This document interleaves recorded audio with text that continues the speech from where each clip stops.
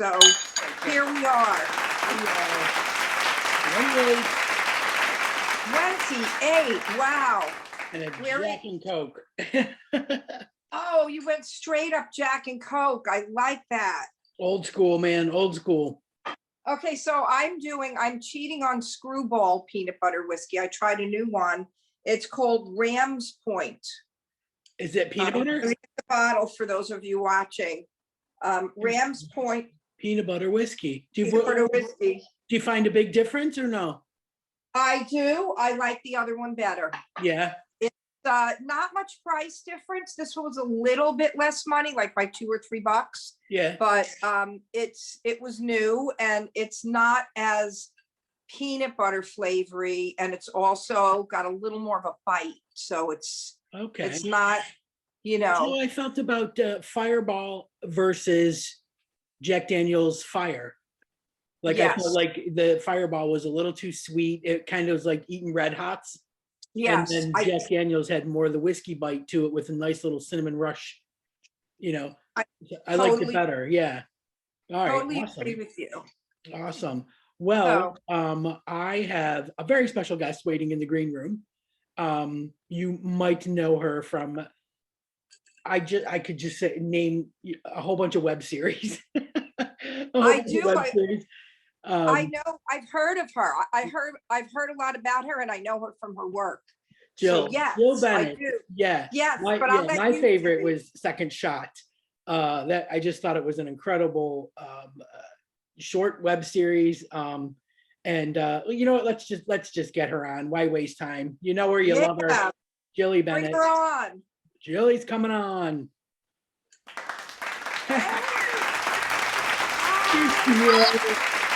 How are you? Hi, darling. I feel like it's been forever. It has. It's been forever. And JD, it's been never, I think. I don't think I've met you before. Oh, do you guys know each other from like back in the day in Florida? I assume that must be. Yep. Yeah, we did a lot of events together. And then a lot of pride events. A lot of pride events together. And then we roped JD into coming right to the studio and doing a lot of lesbian lounge gigs. And then we kind of love those. Yeah. I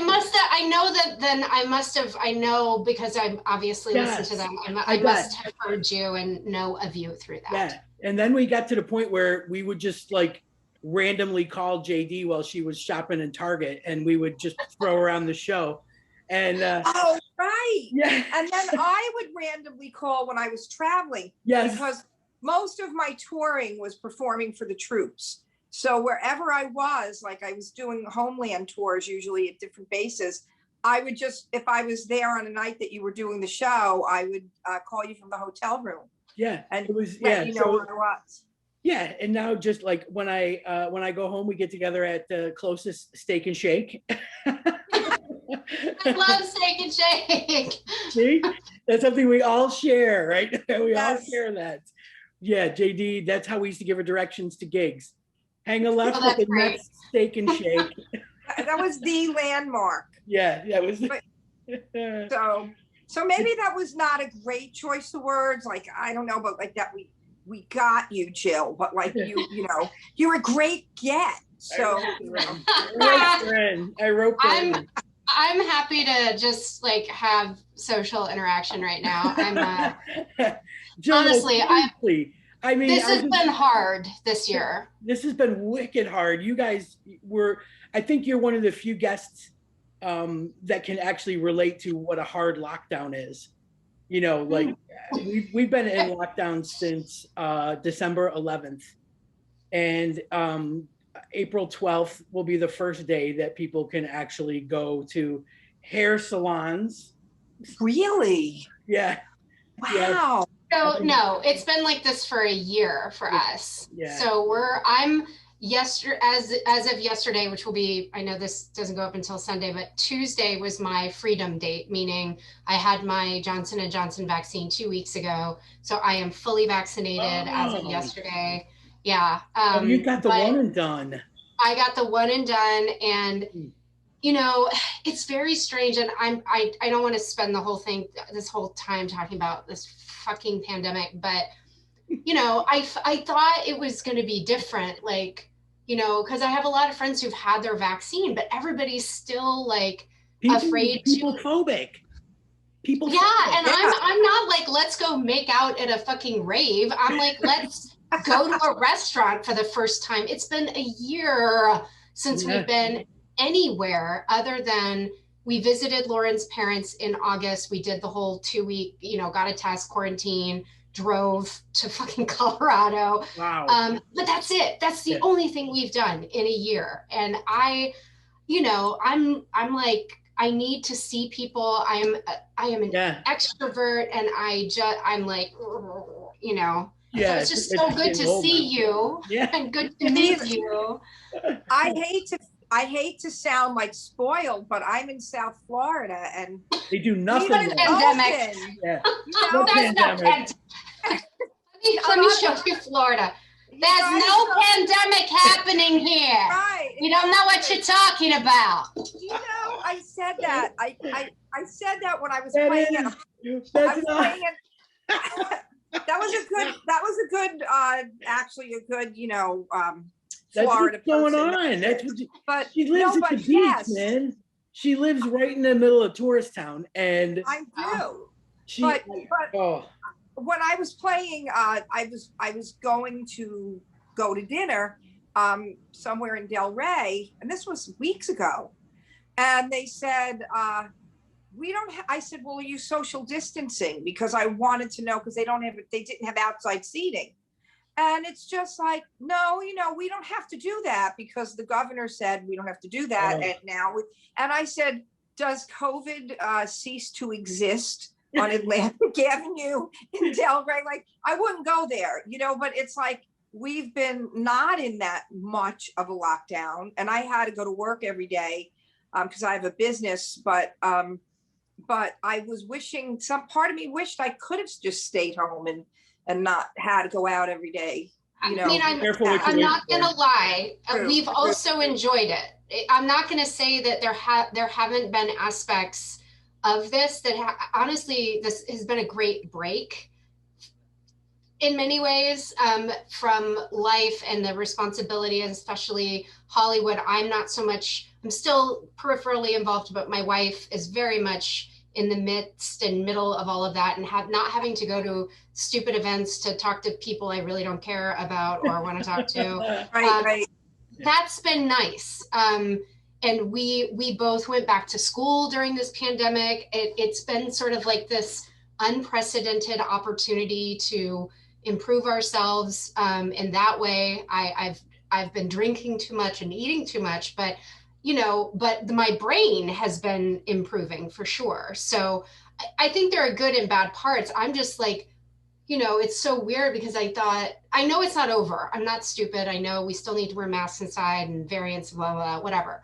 But, you know, once you get the vaccine, right, in theory, you're supposed to be able to safely mix with other people who have been vaccinated. And it's just not happening as of yet. And I know this was just yesterday, but I don't know if I was picturing parties and like, you know, like just, something. I just thought a little more something would happen, but everybody's on a different vaccine schedule too. So, you know, I have some friends who are fully vaccinated, many friends who are halfway vaccinated or haven't gotten it yet. So I'm trying to be patient, but you know, my wife is fine, never seeing people. Like, she's super introvert and working full time, going to grad school, and just directed a commercial, which we'll talk about. But so she's insanely busy, and I'm not working, and I'm in school, but it's not that much right now. So I'm like, you know,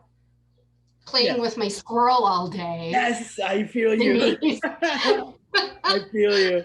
I was so desperate today because I ran out of peanuts that I actually gave them like pumpkin seeds that we put on our salad and like oh God, all of our food is up for grabs. I'm like, oh my God, this is terrible. I can't, hurry up, Amazon, I need my peanuts. God. I know you're the one person who will always appreciate when I put up Emma videos. Definitely, I'm all about it. My squirrels, they get a little aggressive. Like if there's no peanuts in the box, they come to the window, you know. And they bang on the window, or they start sure. drawing at the Rubbermaid thing that they're in. They start like chipping away at the plastic, and I'm like, oh my god, I got to give them something, or they're gonna come through the window, you know. So I get like super. I'll be in the middle of watching. Like right now, I'm happily binging on all of RuPaul's Drag Race.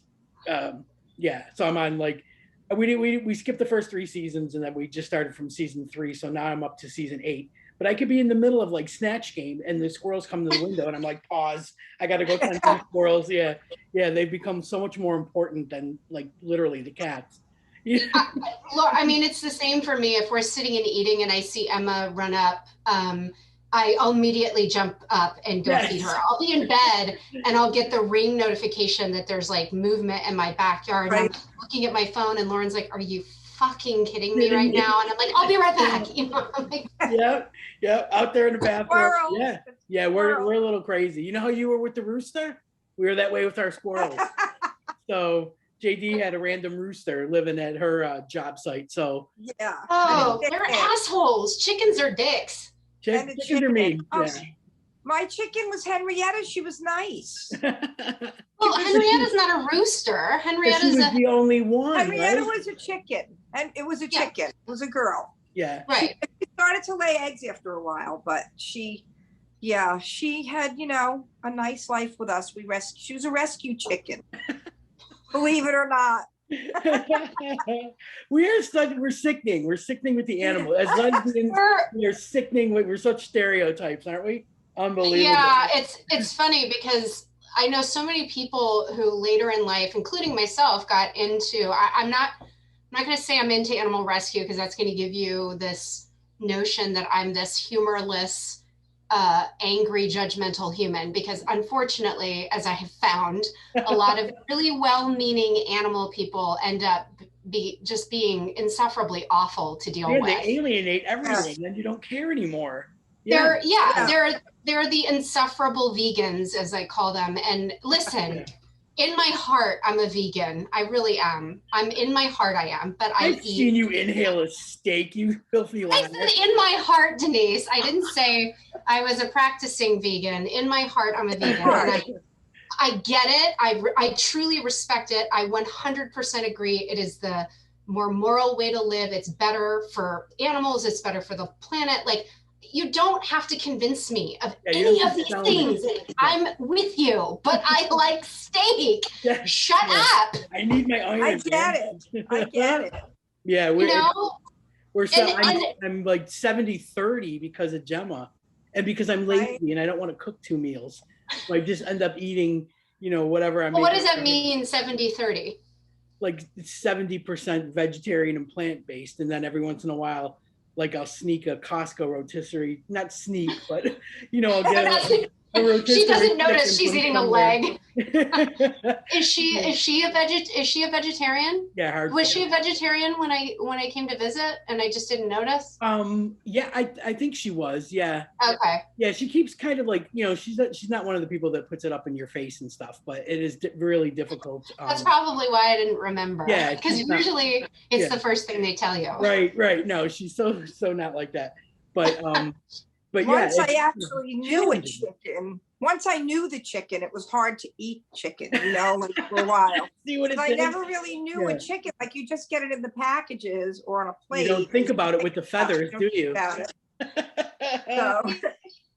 Listen, I grew up on a farm, not like where my parents farmed for a living, but it was a working farm, and we had cows, and all of our neighbors had pigs and chickens and whatnot. And so I'm with you. I just, when an animal isn't sweet, it's not as hard for me to like want to eat them. And that's awful. Like, I shouldn't be like, that animal's dumb, therefore they're worthy of sitting on my plate. But I kind of do that, you know? Well, you kind of have the farm girl. That's a farm girl attitude. You know, that's when you grow up on a farm, you have a whole different perspective. Different appreciation, I went to a farm here. We went to Bockett's farm one time, and I was taking pictures of all the animals, whatever, and I got like really up close to this cow, and I was like, look at its eyelashes.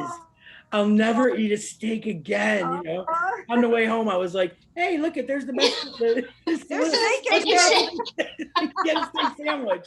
Yeah, that didn't last long at all. So yeah, I don't know. I mean, I would never. There's many animals I won't ever eat, and I stopped eating pork when I converted many years ago.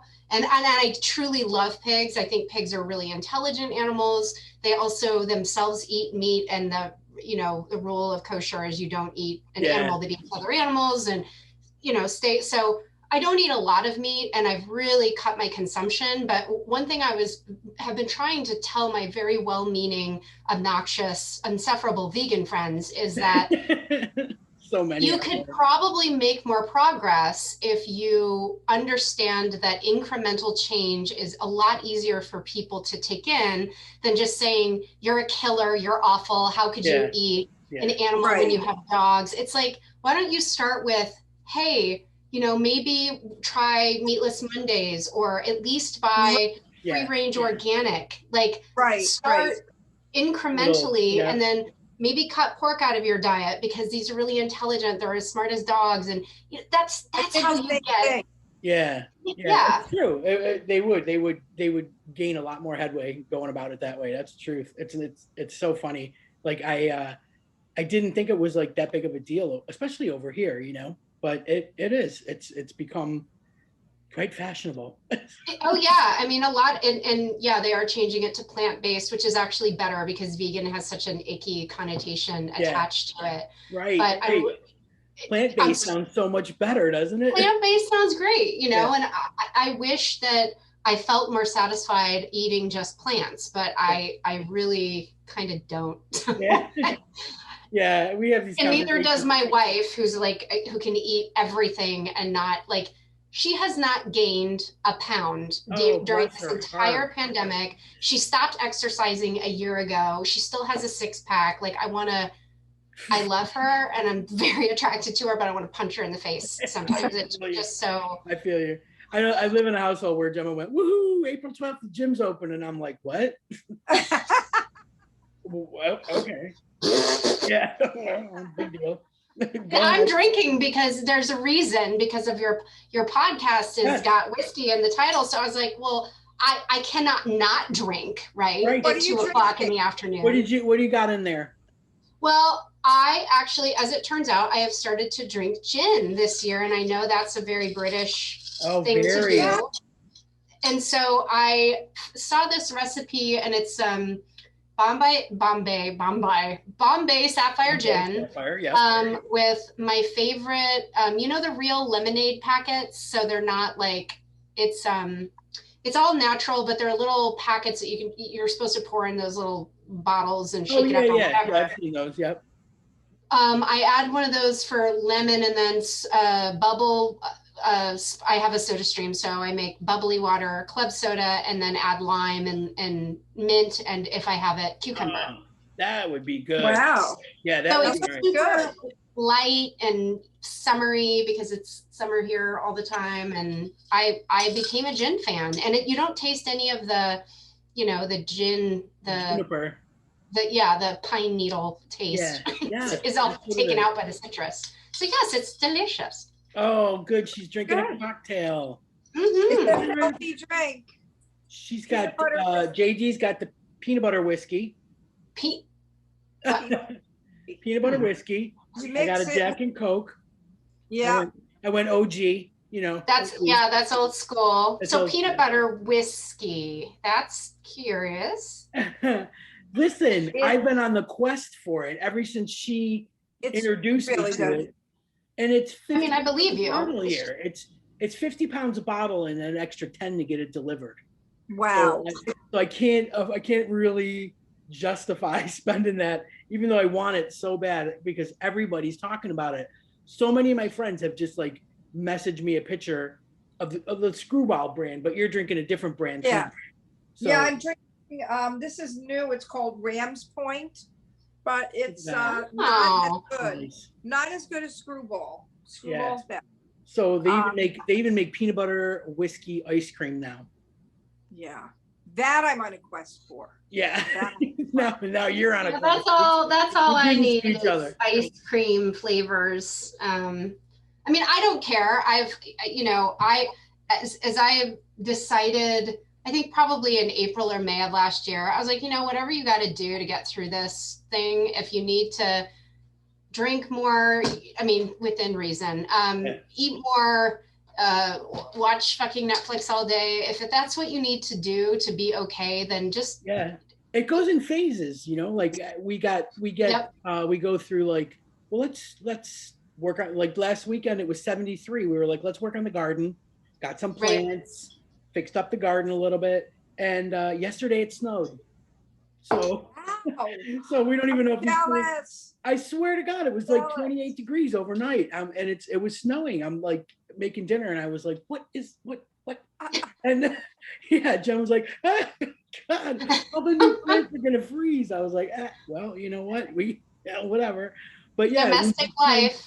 Little projects like just to kind of get you through, whether it's touch-up painting, purging a closet, like. Oh yeah, it's been home improvement central here. Like, and I'm such a lesbian. I'm super handy and I can fix anything and build anything. And I built Emma, my squirrel, the house. And I mean, I've just been doing so many home improvement projects. I built a cat boarding room in one of our extra rooms here. So I have my first client right now. Because I need more animals in my life. I can send you two. Well, Lauren, you have two. Well, we have 4 cats, and I want 2 more, but Lauren's like, not yet. So I was like, how do I get around this? I'll build a boarding room. Yeah. So it's like having, a cat roommate that pays part of our rent. Nice. I like that idea. Yeah. My little girl is she's still little, and Bruce is now 8. So the big guy is just, he's had it with her. He's just like, every time she comes around, he's just like, So then she relies on us to play all the time. She just wants to play all the time. And she's very aggressive. You broke the cardinal rule. And see, here I'm becoming one of those insufferable animal rescue people. That's all right. I need cat tips. The golden rule is if your resident cat is older than 5 or 6 and has been alone for most of his life, you have to adopt 2 kittens. You cannot get 1 because that kitten is going to torment that adult cat endlessly because it's like bringing a toddler home to a 50 or 60-year-old human, and that toddler is like, take care of me, and they're like, fuck you, I'm 50, exactly. I don't want to take care of you. I was, well, you met Ollie, so we had to put Ollie down like 3 years ago, and that was brutal. That was the first time I was actually there for that, and it was just really hard. It's the worst. It's the worst. Honestly. So then, we were kind of keeping an eye on Bruce to see if he was adjusting to being the only cat. And he started adopting some weird behaviors, like he would sit in the hallway and just whine and his food bowl was filled. The litter box was clean, like there was just, he had treats, he had nip, he had toys. So we were just like, oh, he's lonely, so he was depressed. Yeah, we went out and got like another cat thinking, because I guess we were kind of hearkening back to how he was with Ollie, where he was the more playful one. And we thought that getting, a kitten would be the best thing. But yeah, she just literally annoys him. He finds places to, have his me time. And, and she's really, Ollie was literally Gemma's cat. So she had such a hard time with the adjustment. And so when we got the kitten, the hope was that she would kind of attach herself to Gemma. And I think because I held her for the whole ride home, she attached herself to me. So now, like, I can't make a move without this cat being on me. This is like unusual for her to not be in my face right now, but she's bothering Bruce. She's bothering Bruce. So she's 2 tricks, Bruce and me. That's it. So Yeah, You that's, can't, and that's the thing with cats. You can't, You don't know. you're never going to know who they're going to attach to. And they inevitably attach to the other person who didn't necessarily want to adopt them or Right. who is less Right, interested. right. Yeah. That's the beauty of that animal. Yeah. That's what happened to me with my dogs. I had a cat too, but I'm also a dog person. And Kelly used to, my friend, my BFF Kelly, would come with me and get the, we did, when I adopted both of them, was with me, and then they liked her better because I drove home and they sat in the back seat with her and they bonded with her, and then she helped me train them. So they always loved her better. If they stayed at her house, I would pick them up. They would hide under the bed. It was so insulting. It was very insulting. It's and tough. one time, Yeah. Lola, I adopted the three. At one time I had a chicken with my chicken Henrietta had like her beak was clipped. So I had a chicken with a clipped beak. I had a dog with 3 legs. I had my pit bull had anxiety and she was on drugs for that. And something was wrong with the cat. I don't remember. So I had all these handicapped animals. The island of misfit Lola pets. with the 3 legs, she goes running down the street to Kelly. And I'm like, Lola. And Kelly stops at the stop sign, opens up the door. Lola jumps in and drives away and never looks. And Kelly drives away and never looked back.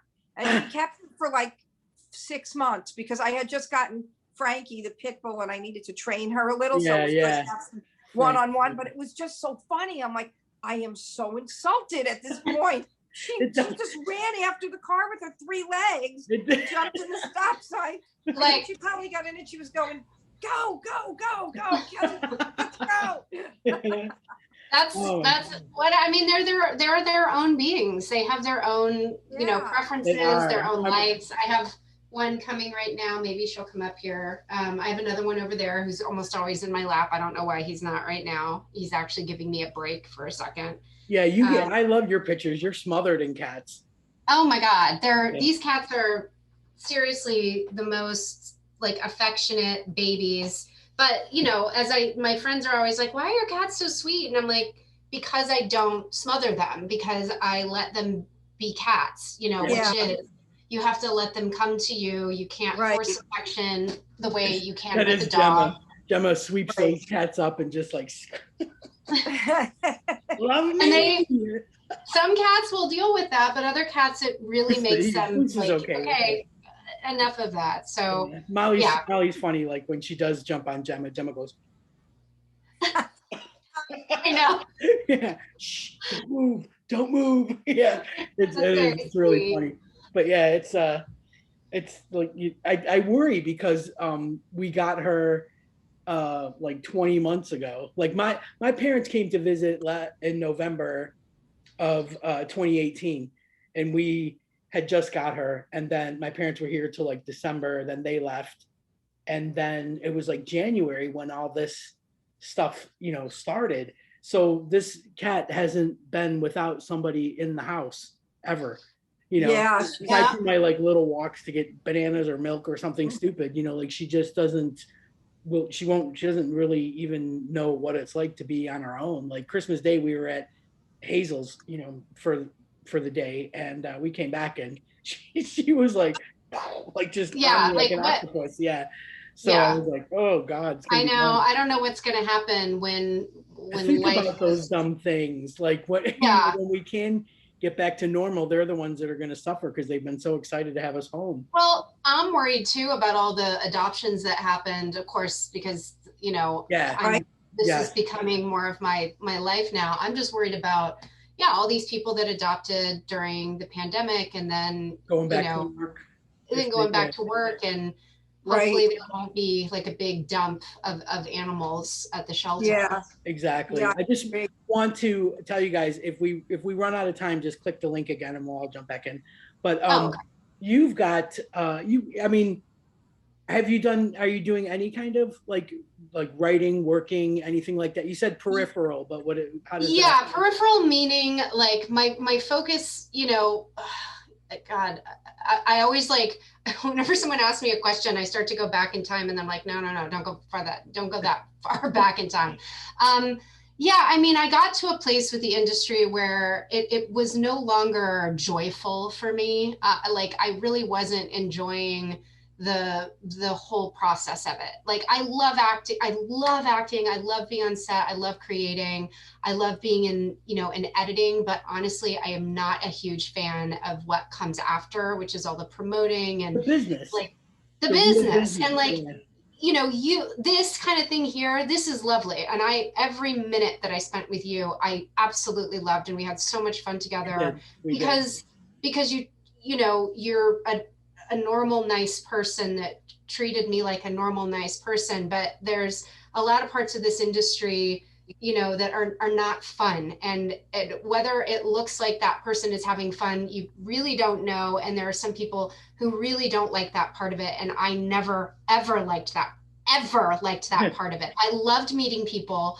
I always appreciated when you said that they were a fan, even though, again, I've always said that word makes me very uncomfortable because it creates this weird power differential thing, which I'm very, very uncomfortable with. And, so that was the part that I hated. And then like having to raise money constantly chasing the next job and feeling like I have so much more to give this world. And I don't mean that in a woo-woo, I guess kind of woo-woo way, but like, I just felt like I have so many talents and things that I want to do that chasing this was just not giving me that joy anymore, honestly. And so I did find what I want to do, which is peripheral to animal rescue, but I will always be an actor, writer, producer. I will always have my toe in the water. So, and what's really fun is becoming like Lauren, my wife's like biggest fan, because now I'm sort of watching her go through what I went through in her own very different way. But, she's now finally starting to get some traction. And it's so amazing to watch it and to see. I've been through it all, not through all of it, but you know what I mean? I've been through parts of it, and it's fun to watch it. So one of the things that's happening that I am involved with is she won an Outfest Fusion film festival. And the prize for that was to direct a commercial for Hyundai, and and not only direct but write a spot. So this was last year, and it was literally right before the pandemic. She won, and her short is fantastic. And they were so excited at the awards ceremony, and then COVID hit. And then they were like, we don't know if we're going to be able to do this commercial ever because we're not sure if we're still going to have this relationship with Outfest and blah, blah, blah. So she was sad, and she's like, well, it is what it is. And then this year, sort of randomly, a couple months ago, they hit her up and they said, hey, we want to do the spot. And she had last year written like 5 pitches, and they loved one of them. And they said, this is the one we want to do, and we're going to shoot it in 2 weeks. Oh my God. Wow. Yeah. So she was like in crazy pre-production, and she cast me in it. I did have to audition. No favors, just to be man. clear. No favors. No favors. And we shot it, COVID compliant, all this kind of stuff.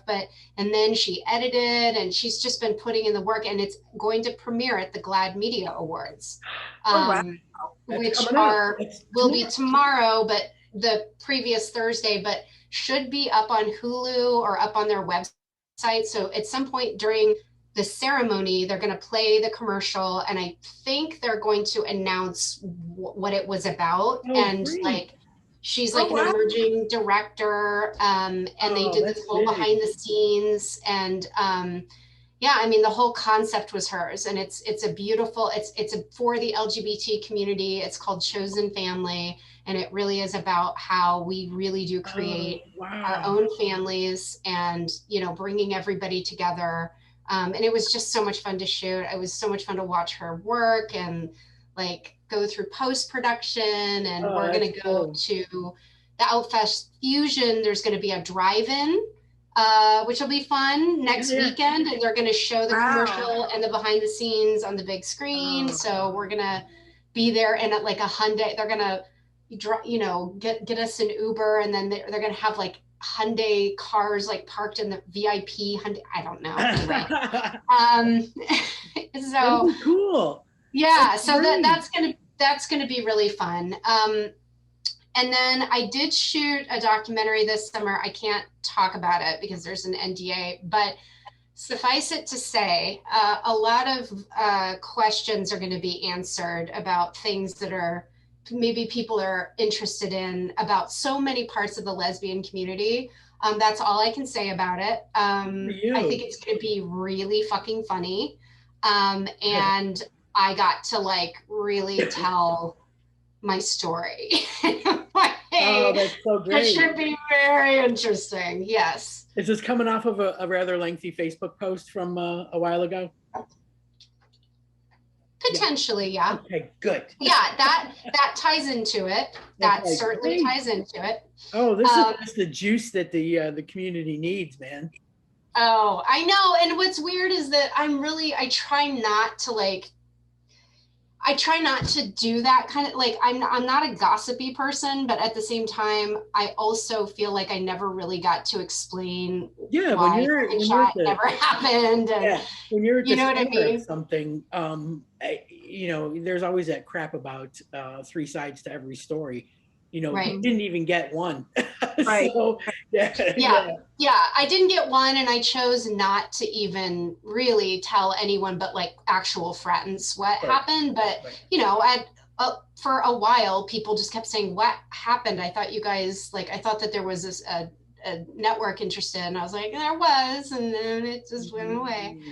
So there is a little bit more explanation, but outside of just my dumb story, the whole thing is going to be really entertaining. And good. We need some content. I mean, yes, I find like I'm just fishing around trying to find some kind of, that's why I landed, like, I never watched Drag Race before. It's not, but Gemma was always into it. And she was like, oh, you of all people, like you'll crack up at some of these personalities and you'll recognize names. So now I'm way into it. And all of a sudden I'm like saying, the phrases. I'm like, she doesn't know. I know. Oh no, we're huge Drag Race fans. We've watched like the UK, the All Stars, the Canadian one, the All Stars, the UK, all of them.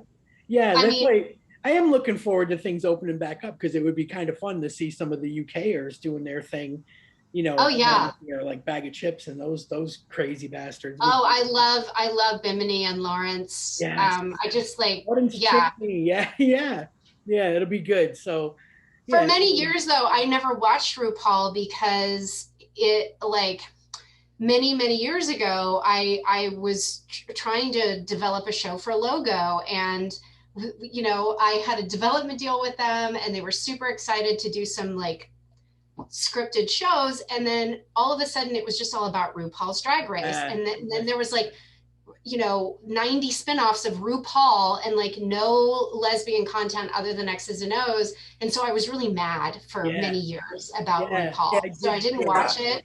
And then I got over myself and I was like, oh my God, this show's amazing. I love this show. Yeah, I kind of get the feeling that RuPaul might be like the Ellen. We were talking to Suzanne the other day, and Suzanne was like, I was right on the cusp of a talk show. And then Ellen, popped up, and that was the end of that. And I kind of feel like, RuPaul did take over Logo for a little bit. He did. Yeah. He did. So Jill, what did you said you went back to school online, I'm assuming, during quarantine. What did you go back to school for? Well, so the first time around I, studied theater and speech, which is super useful for anything other than acting. Right now, yeah.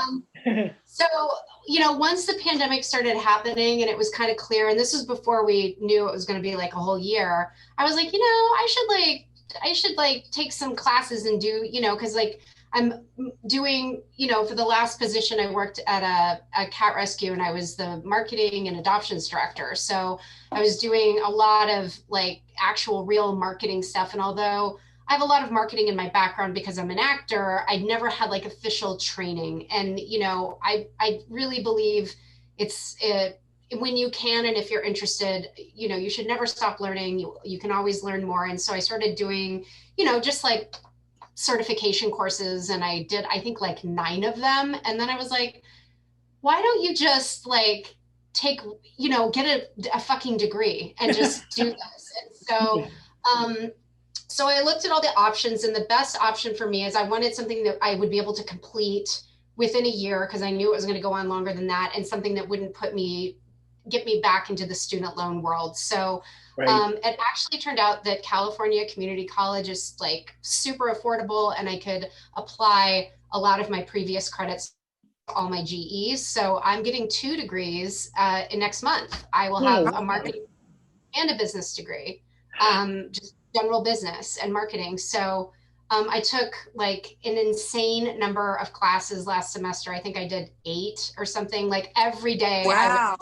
From like 8 in the morning until 6 o'clock at night, Monday through Friday. It was like a full-time job, taking classes, but I knew I would have to get a job, you know, soon in the spring. And I wanted to get as many classes out of the way. So, and it's also just for my own, like, you know, knowing the next thing. I actually I'm starting a business with a partner that I met at the last cat rescue. His name is Mario. He's amazing. He was like my best volunteer. But we're starting, it's called Liquid Kitty LA, and the website is up, but it's basically, it's a cat lifestyle / we're probably going to do comedy videos, memes, but we're also doing boarding out of our respective homes. And then also down the road, the idea is to either open our own small rescue, or we actually have a for-profit business idea that I'm not going to say what it is, only because I have this bizarre knack of being right before everything becomes profitable. And I'm not going to do it that way. Like, first it was the fucking YouTubers, and then it was the web series. Like I do think about a year or 2 before they become monetized, and then I watch all these people become millionaires, and I'm like, you say that all the time. Like we were doing podcasts before anybody knew what a podcast was, and now it's so like, ugh. Yeah. And you know, I'm not bitter about it. I just, at this time, I'm like, I have this business idea, and it marries the world of rescue with a for-profit model. And so I'm hoping it can become a way for not, you know, because animal rescues are always operating on these razor thin margins with like 10 cents. And it hopefully will become a way for people to bring in a constant revenue stream, and it will offer the general public who may or may not care about animals a way to give to animal rescue in a way that makes sense for them, but that's not obnoxious and in your face. So that is the long-term goal, is to open that for-profit business that will always have, always like 20% of the proceeds will go to the rescue that we're working with, or to start a rescue, or to animal rescue in general. But that's what I really want to do. That's what I fucking love animals. I don't care for many people, honestly. Yeah. So, I love that. I love that you're doing rescue. I think that's great. We're learning that's that awesome. about ourselves during this, right? Yeah. Like, when would you, Jay, especially you would get attached to a chicken? I know. I know. Animals are just, they're the best. Yeah. They're pure. They are all love. They don't do anything to, like, if they do something annoying, they're not doing it to annoy you. They're just, they're being animals, but right. Yeah. You know, and I truly am happier doing something for somebody else. You know what I mean? For somebody else. Sharing a space right now. I was in pit bull rescue for quite a while, and pit bulls are, you know, they have a bad rap, and they're awesome dogs. And so I was so fortunate that I found homes, because I was doing it on my own. And so it was my own expense, and I had my own 2 dogs, so I couldn't take them home with me. I had to board them when I would rescue. And I still get, it's so rewarding, and you'll probably get this too, Jill. I still get pictures now of the dogs in their homes, like sleeping with the child, and these are dogs that were scary, that were on the street, that people didn't want to go up to. And then now, you know, this one particular dog is with a 5-year-old girl, and like is her best friend, and she's putting Santa hats on him and reindeer ears, and people, you know. And then the first one that I helped, I'm her godmama, and and she's in Alabama, and her mama sends me pictures of her all the time. It's so funny. So I'm her unofficial, or her honorary godmama, and she's my god pity. So it's great though. It's awesome. There's nothing more satisfying, because you know these animals have changed people's lives, and to be the matchmaker, the person that not only help them find the animal, but then hopefully help them adjust and learn to be the best pity mama or daddy, or cat mom or cat dad. Because that's the other part for us, is like the education around, you know, a cat psychology, and doing what's best for the cat, and, you know, keeping the cat in the home, because that's the other part of, like, you know, people have expectations, and then they bring home a puppy or a kitten, and they're like, you know, if they're not prepared for what that animal's going to do, that animal's just going to come right back to you. So right. You know, I get judged for having indoor cats, you know, like, you know, you're lucky in the yard. You have a bricked in, fenced in backyard. And I'm like, I know, but these massive foxes, you know, like come flying over the fence, and they sit on top of the shed, and they, you know, so maybe the cats can't get out, but the foxes can get in. You know, I'm always posting pictures of the foxes that are outside, you know, and so that's why we keep them in. And now when we thought about getting a cat, and we went through this local rescue place, and you know, applied online and all that stuff, and they wrote us back and said, sorry, you can't adopt because you're too close to a main road. And we're like, hold on, I have to tell you this. Literally last night, after taking my pot gummy and getting a little high, and that's when I'm the most creative, I was like, I have the perfect, because I'm the other part of the industry. There's a friend of ours named Bryn Woznicki. She actually wrote, directed, produced, and acted in a movie called Her Side of the Bed, which you can get on Amazon. She's one of our closest friends now. We met her at like an industry event years ago and immediately fell in love with her. She is so fucking funny. She's queer. She's just brilliant. And me and Lauren and Bryn are going to start doing some sketch comedy together. But I just wrote a sketch last night called Adopting a Cat in LA. And it's like stage 1, you know, the application. And it's like this big.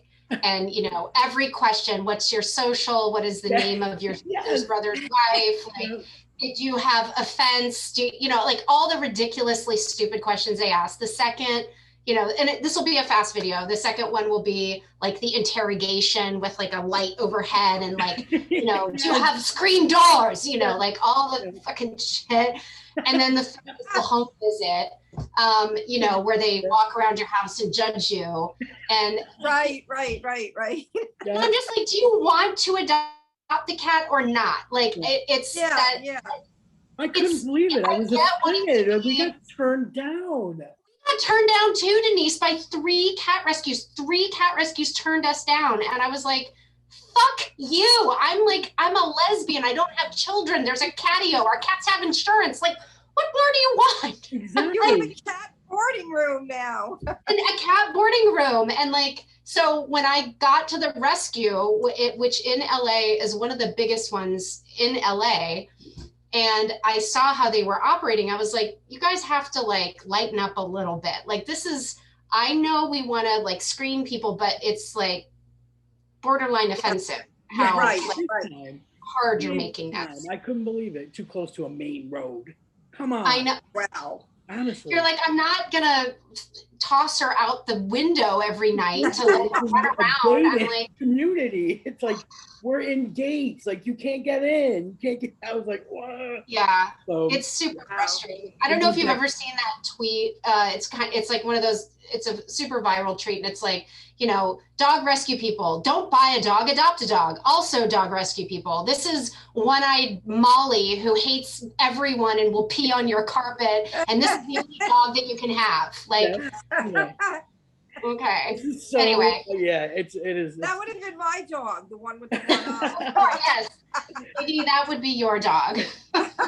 It is. It's unbelievable. But you know, it's so funny because like for for like a minute we had I think I told you, Jill, when we were texting that we had like some mice get in the shed. Yeah. Oh, you showed me the photos. Yeah. Yeah. So I was talking to my neighbor about it, and he was like, and he's super French. Like I barely understand a word that he and his wife say. I just like nod a lot and smile because they're they're so nice. They're so nice. But what I made of the conversation was he said, "Why don't you just let your cat out?" And I was like, "No, she's not a hunter." A minute. Yeah. No, I didn't. He said, maybe we'll get a cat. And I was like, oh, great. We'll make ours an outdoor cat. And I'm like, no, there's foxes getting your yard too, you know? Right. Yeah, it's the opposite here, where we shame people that let their cats out. I mean, yeah. I just like the coyotes around here. LA, there's too much traffic. Like if you don't live in a city center, yeah, and there's not a ton of predators, like I understand your cat would prefer to be outside, but you know, right. Your toddler would also like to play in the road. So right. Yeah. You know, so yeah, it is funny. But I think my cats, like they get it now. Like they don't even wander near the door. They don't even care. You know, I mean, if there's a leaf blown outside, they get like a little curious, but you know, there's not very many times that I have to, like, you know, I've ever had like a panic.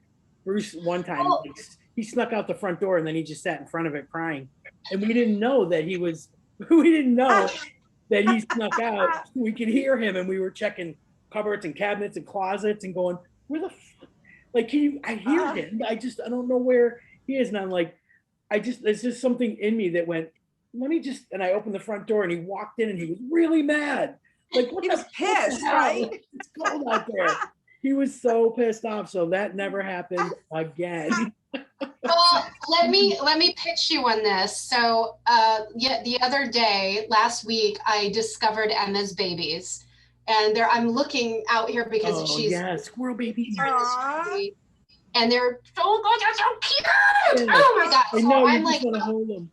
I'm out front, like doing this for hours on end. And my neighbors are walking by, and this woman had like walked around the block, I think 3 times. And I was still outside like the 3rd time. And she stopped and she's like, what are you looking at? And I was like, there are little baby squirrels. There's a squirrel named Emma, and I feed her, and you know, whatever, we're chatting. And this is what Lauren's like, you can talk to anybody. And I'm like, I like random people to talk to sometimes. Yeah. Anyway, so she's looking up, and I noticed she's got a stroller, and I know that there's not a baby in there. I assumed it was like a little, drop kick dog is what I call them. I would never kill a dog, but you know, the little like poopsy floofs that yap constantly. Yeah. I'm clearly a cat person. I love all animals. Anyway, you have to say all these disclaimers or the lesbians will come right. So I assumed it was a dog, so I wasn't all that interested. And then I said, oh, my cats, they love the squirrels too. And she goes, oh, this is Fred the Wonder Cat. And so she wheels him around, and I was like, there's a cat in there? Why didn't you tell me? You know, and I'm whatever. So she walks away, and I'm like, Lauren, we need a cat carriage. So now today I have one of those pet strollers coming, and it's completely secure, and I'm going to start walking my cats outside and down to the new outdoor mall that was just built, and I cannot wait. I'm becoming one of those people. Can I just tell you I'll make it really quick. This is a really funny story. I was invited to a friend's wedding in Tampa, and I was with my ex, who was 13 years older than me. And she had this cat named Mason, who was super cute. And he was, you know, he was a lovable little cat. And she lived alone. So when I said we're going to do the weekend in Tampa for this wedding, because I'm in, like, I got to stand up for Erica. And she was like, oh, okay. She was like, well, can we get a hotel that can allow pets? And I'll just bring Mason. And I'm like, I guess. Like, I never really thought about it. So whatever. I found a La Quinta because they seem to let any kind of person or pet in there. So found a La Quinta nearby. And not a desirable place usually. Not the greatest, no.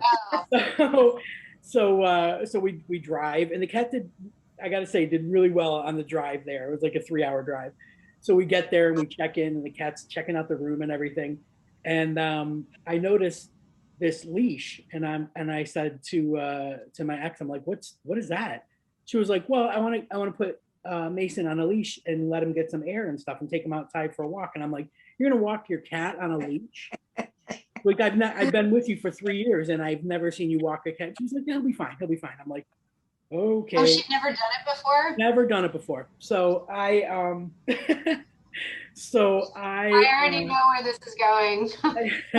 I let her get the cat settled. I went down to the pool and I met like a couple of other people that were coming to the wedding. Like, you know how lesbians just like boom, boom, like, oh, you got your hat on backwards. You must be here for the wedding too. We start a conversation. Oh, you got a cooler with a bottle opener attached to it. You must be here for the wedding. So we're having this, conversation, and I go back up to the room. I'm like, I said to my ex, come on down. Like, there's a bunch of girls down here. And she goes, well, I'll come down in a little bit. And I'm like, all right, I'm going to go get some beers and some food and stuff for the room. So I go out and I do a little shopping, whatever, come back to the pool, and I don't really see her anywhere. But the girls were still there that I had met, and they were like, come here. There's this crazy lady with red hair that's trying to walk her cat on a leash. And I'm like, oh my God. We're not taking ownership. I was like, oh, wow. See you guys at the reception. I didn't even want to say, that's my girlfriend. So yeah. I don't think it's a great idea to walk a cat on a leash. They were like, that cat was wound around every chair leg and underneath bushes. And I was like, oh, man. Well, usually they just flop. You put something on a cat and they go. Yeah, exactly. I had another ex that had a super fat cat, and she thought she was going to walk this cat and make it lose weight. And the cat took 2 steps out the front door and just laid down. And she was like, picked her up, brought her. I'm like, that's enough for today. I mean, I've taken baby cat out on the leash, but she's not comfortable, and she's too like jumpy, because cats, they're animals that get hunted by other animals, so they're jumpy and they're always going to be that way. So I figured, an enclosed like cat carrier thing is perfect. I'm so fucking excited to take my cats on a walk. A little fast walking. There you go. Yeah. There you go. I mean, it'll get me out of the house too. So I think that we're gonna end up seeing a video about this. I feel like that's. Oh, trust, yes, and I will eventually put a whole compilation of Emma together and just cut it all together like one of those Dodo videos that I watch crying in the middle of the night. I'm like, oh my God, that's the greatest I can do. For hours, I'm watching Dodo videos and crying, and Lauren's like, are you okay over there? Oh my God, some of those stories, honestly, and it's always the ones with the squirrels that get me, the people that find the squirrel baby and they bring it up. I know, or like a mangy puppy, or I know. We're such lesbians. My fear is actually lesbians. Like, I do worry because they're so brazen at this point. Like I said, they come to the window, and in the summer when I have the window open just a little bit, they stick their whole head in. Oh yeah. And I'm just like, no. Yeah. She's not afraid of the cat. She now runs up to the door, and the cats know now they can't get to her, but she's not afraid. She'll climb on the screen, and I will never touch her, because as much as I want to touch her, I'm not going to do that, because I know other people might not appreciate her enthusiasm. Yeah, no, I worry other that humans.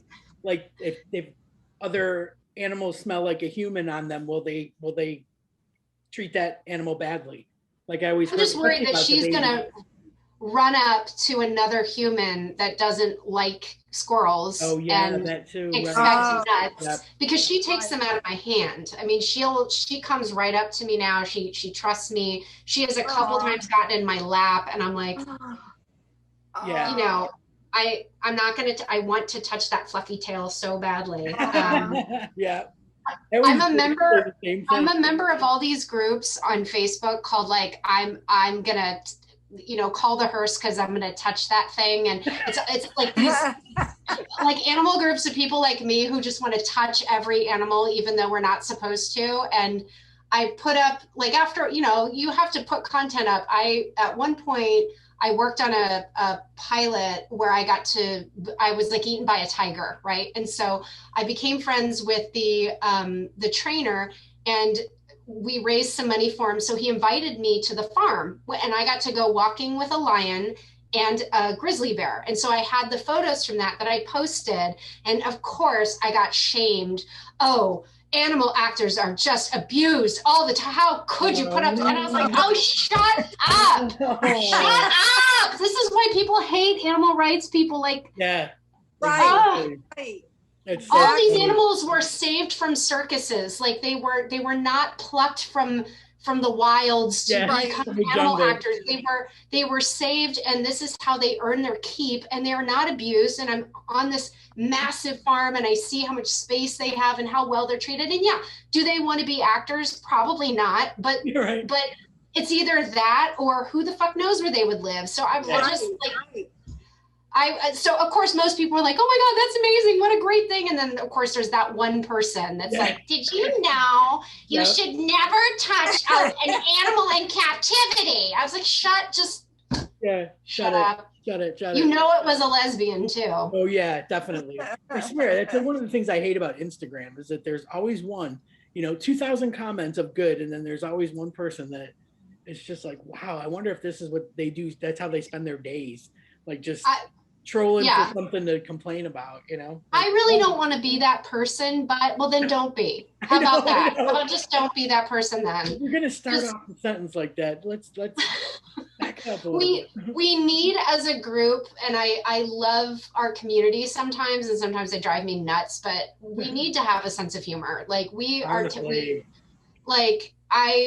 only, it's weird. I don't even think you're in the Diva group on Facebook, are you?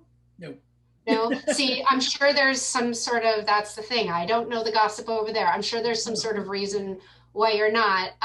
But I'm in it, and there's so much just like people are so fucking sensitive and don't have a sense of humor, and like that's why it's tough to watch people get attacked, and then you impulsively want to come to their defense, and then it's like. Well, and then so I noticed all these threads about labeling, and like I have such a thing about when young people are like, oh, I don't like labels. Don't label me. Ugh, I can't be labeled. And I'm like, okay, fine. I totally understand. You don't like labels.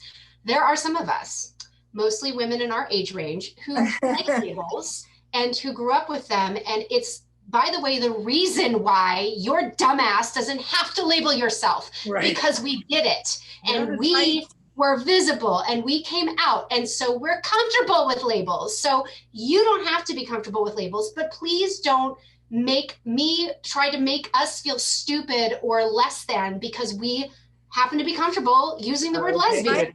Right. I just said this, like, I've never really been that kind of person that's been so involved with like the young people. I don't really know that many young people, to be honest, so talk about like gender fluid and all that kind of stuff. It's like whatever, like I don't pay attention to it. But now that I'm watching stupid fucking Drag Race, okay, like the older, more mature queens that are professional and have a certain way of doing things, and then you have these like pouty, snotty little Twinkie queens that take everything for granted. And like, it was like one of them just won, and like Gemma walked in the door from work today, and I'm like, I cannot believe it. They went with the younger one. She was like, ooh, okay. I know. I'm like, get into it. You're like, oh my God, I can't even. And like, that's what's kicked me off. I was like, oh, Jesus, you need to get out. So yeah, I can't wait for Vax number 2, honestly. May 20th. It's hard because we're in this new world now, and now now we're more focused on trans and gender expression because they're the ones that need to be liberated and protected by the law and all this kind of stuff. And, 11-year-old kids are declaring themselves pansexual and gender fluid, and it's great. I mean, I really don't have a problem with it. I just wish that people understood why they are able to do that, and that as long as it has the history behind it, like I'm cool with that. If they've done it, if they've done a little research or they know their stuff, I'm good with it. Like I had just told JD that recently I contacted the Lesbian History Archives up in New York and asked them if they wanted some things, regarding the Lesbian Lounge podcast, because Donna and I both have kind of whittled it down to where we just have like one box of things each, and we can't bring ourselves to get rid of it. Yet we just don't want to. I have some things. I have a giant magnet on my refrigerator. I still wear the t-shirt when I'm doing stuff. Wait, keep talking. I'm listening. I have the t-shirt. I know the t-shirts are the rare gem, but the koozies and the keychains, and a lot of it was the work that, there you go. Look at that. Perfect. I have that one. There it is. You see all the paint? This is my work shirt. Improvement. Yeah, excellent. Yes. Love that shirt. I contacted them and they were like so excited. Like I didn't really know that much about them. And when they wrote back, they included, that people that are writing a thesis or doing their masters on women's studies and this and that, whatever, will go in there and they'll delve through the information. And there's just stuff that goes back long before even Stonewall, like just there's so much stuff. And they were, first of all, they knew who we were, which threw me for a loop. And secondly, they were like, we don't really have that much in our digital, like coming into the digital age with podcasting and whatnot. That you would own that section, like whatever you want to give us, we're happy with. We just can't take stuff on flash drives and hard drives and stuff like that. But we can, because like I said, like every week, Donna and I was so prepared. We had show sheets, we had bullets of what we were. Oh yeah, no, you were on it. That stuff. You talked to everybody. Yeah, you were really pioneers in the podcasting world. Kind of. And it's kind of like it would just feel weird letting that stuff, like just dumping it into a dumpster, like into a bin. Yeah. So so we just kind of I talked to Donna about it, and she said, let's think about within the next year or two, whatever, maybe just doing a road trip up to New York, dropping that stuff off, giving them a little bit of history or whatever they, you need to sign things that release it to them. So, so we're going to do it. We're like, I love that idea. I think it'll go to good use. Like maybe not in the immediate future, but down the line. Yeah. Who knows how long this podcasting kind of thing is gonna, once people can get back out, I feel like they're just gonna take off. They'll be away from their laptops and all that. But nowadays, everybody does everything on their phone anyways. Yeah, no, it's true. I want to go on the road trip. Yeah, yes. Can I go on the road trip? Yes, we'll have every steak and shake on the way up. Well, I'll go. Well, we're actually coming to so Lauren's in grad school for data science, naturally. Brilliant. She's so fucking smart. She's the smartest person I know. And I look at this book and I have no fucking clue what any of this is. It's just a bunch of symbols. And how I feel about Gemma. Yeah. No idea what she's doing, but she graduates next May, and we are going to go to Ireland and Scotland, and then we're going to come down through London and take off out of London. And so one of the things, Denise, is we were looking at all these castles, and they have some of these like stupid sick castles in in Ireland. And I'm like, there's like 20 rooms or some bullshit, and it's just slightly out of our price range. And I was like, we have a lot of friends that live very close. Maybe we could have like a long weekend, and maybe you and Gemma and Katie could like fly. I don't know how easy, if it's like a Vegas flight. I don't know. Is it? It's like a 15-minute flight. It's not bad now. Yep. Yeah, we can totally do that. That's what we talked about when Donna and I said we would do the road trip to New York. We said we would carry on and go upstate and rent like a big like 10-bedroom cabin and just have like a little reunion of our Count us in. special people. Right. Yes. Right. Yeah, we really we did like a huge hour-long video call, like talking about it. Like we really want to put something in place, like 2022, kind of do it. But now she's dropped off the map, and I don't know anything about what's happening. I don't know. I haven't talked in a month.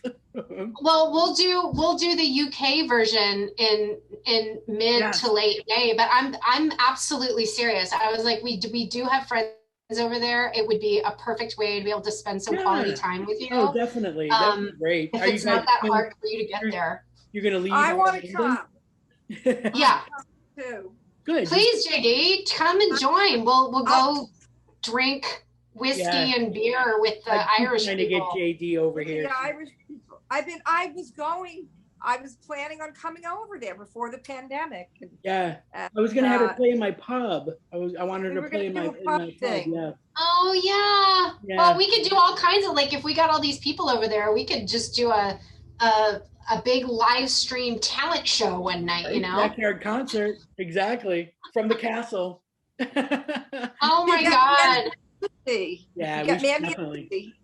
It'd be absolutely cool. But you guys, you're more than welcome to stay here. On your way out. It's me and Lauren and her mom and her auntie. Oh, so there's 4 of us. Yeah, that's too many people. But that's why I'm saying, like, maybe the castle rental is possible. I'm talking about all this stuff like during the podcast. That's fine. That's fine. That's all right. We do this all the time with people. But that's I do. I want to see you in person. We had so much fun, and JD, you should come, or we should all go to New York. I know. I tell Jay all the time, like, how fun our Elfest visit was. Like, it was crazy and chaotic and ridiculous, but we still managed to pull out some laughs. Yeah. No, it was a blast. I had so much fun, and it was I was like, I was hiking today, and I was thinking about that, and I was like, oh my God, that was like 8 years ago. Yeah, like 2013, wasn't it? Yeah, because I had just met Lauren. Like, I had just met her like a couple of months before, so I was in, like, and clearly I was correct because we're now married. But so I was like, yeah, that's 8 years ago. Holy shit! That was one of my. I think I did like maybe 1 or 2 Elfests after that, and then I just kind of like fizzled out.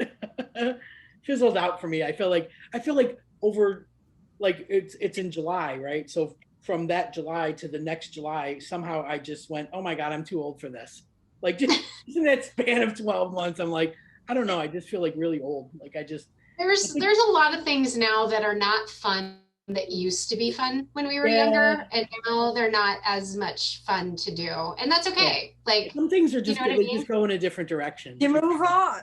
You find the things that are the right fit, and I think that's what happened, is that maybe it was going in a different, younger, direction, and it just didn't.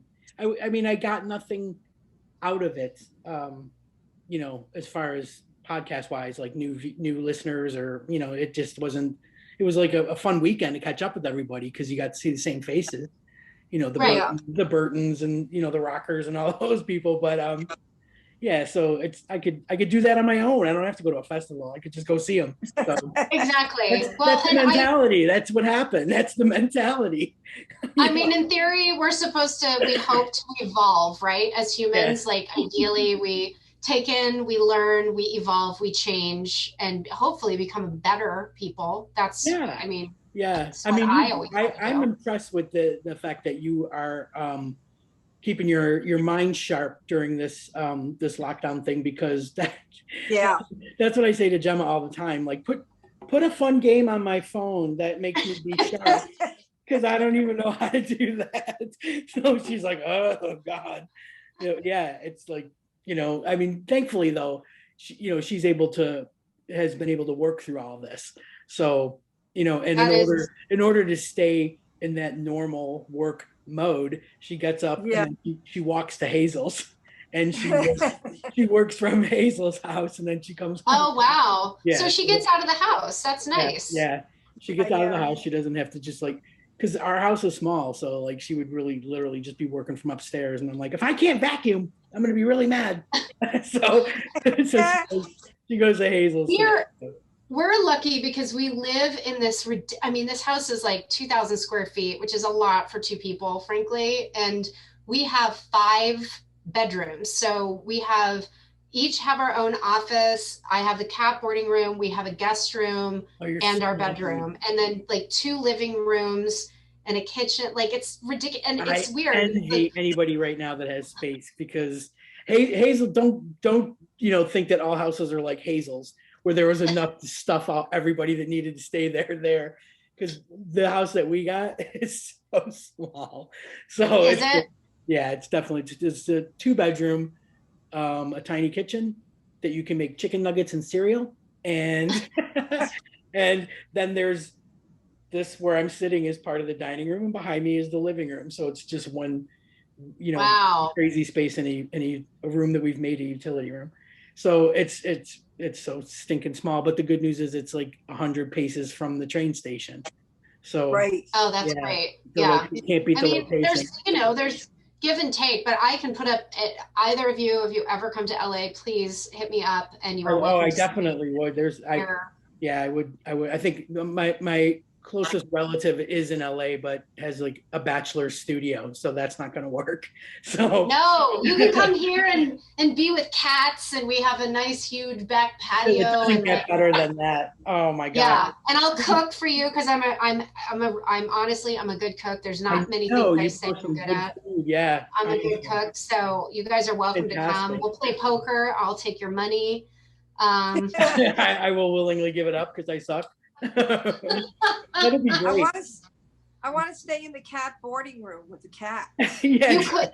I could put a bed in there. But if you go to the website, you can see the room. The room, I have photos up, and it's getting. I mean, I'm building it out slowly, but I mean, it's liquidkittyla.com, and I'll send you whatever of stuff for it. But I'm just slowly getting it up and going, and I'm just trying to do like a soft open to find all the issues and problems before I open it up to the wider public. And, ideally I'm trying to have long-term boarding. That's what I used to do in that room.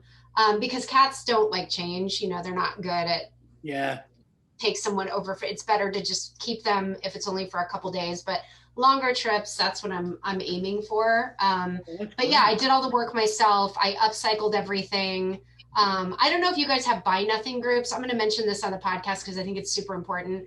So Buy Nothing, and we're almost out of time, there's Buy Nothing groups all over the world. And it's basically people, if they have something they don't need anymore, they put it up, and then people say, hey, I need that. And I got almost everything from this room on the Buy Nothing group. So I spent no money. Yeah, that's cool. Equity, but it's like upcycling, not putting shit in the, trash that could be recycled, and using your community around you to create something meaningful. Yeah. Oh, I'm glad that you're doing what you love. That makes me happy. Yeah. I love you. I am. And I'm happy to catch up with you, Denise, and I'm happy to make a new friend in you, JD, and I would like to see you perform sometime. Yeah, definitely. She's always, she'll be playing out a lot more. Thank you. Oh, you guys, this has been so fun. It has been fun. May. I'll let you know about it. The show. I'll be following all your stuff online, and I'm going to talk to you about Ireland. Yes. Castle. Yeah. Most definitely. Oh, fantastic. All right, you guys have a brilliant night. It was so lovely to see your face. Thank you for having me. Thank you. I really appreciate it. Bye. Jay. Have a good night. Bye, you guys. Yay. Bye, guys. Cheers. Cheers.